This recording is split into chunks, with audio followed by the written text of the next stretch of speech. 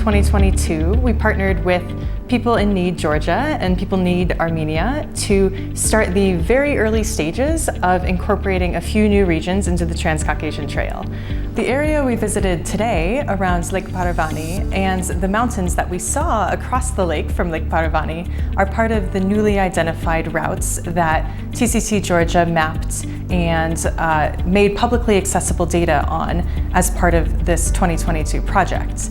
And we are really excited to start sending more hikers out there next year, hopefully in all seasons, because in summer, it's one of the best places to feel the openness of the landscape and to escape the heat of the city. And in winter, you can snowshoe, you could ski tour. There's even some lovely folks in Kakalaki who take people out on snowmobiles and build saunas. So there's lots of different options and ways to explore the region.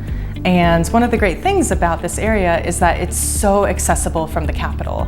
It's only a 2.5 to 3.5 hour drive, depending on which part of the range you go to. You can make a day trip, you can go for a weekend, or you could spend weeks wandering in these mountains. In summertime, with partnering with People in Need, Trans-Caucasian Trail was working for scouting in the Jawaheti area, Jawaheti protected area especially, and then also Kakalaki area around. Also, we scout Abuli Ridge and Abul Samsari Ridge in the whole area, which was also contained the Karzakhi Lake.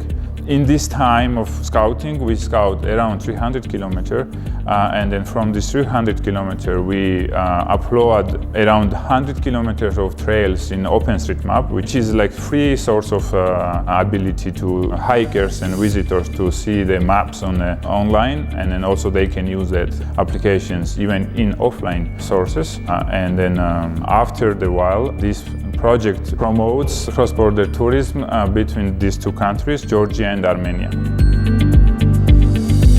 In developing the Trans-Caucasian Trail, we're not just going out and mapping trails that already exist. We're putting a lot of effort into improving some of these old historical trails and to building new trails where there might be use for them.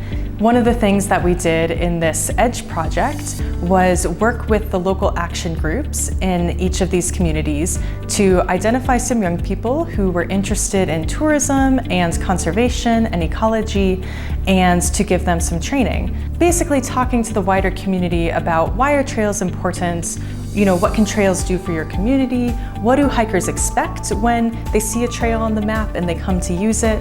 And what can you do to improve that experience and contribute to the development of sustainable tourism in that region overall? So we're excited to continue working with them. Many of them have come back and joined some of our later efforts, and we're hoping to build on those partnerships in each of those regions.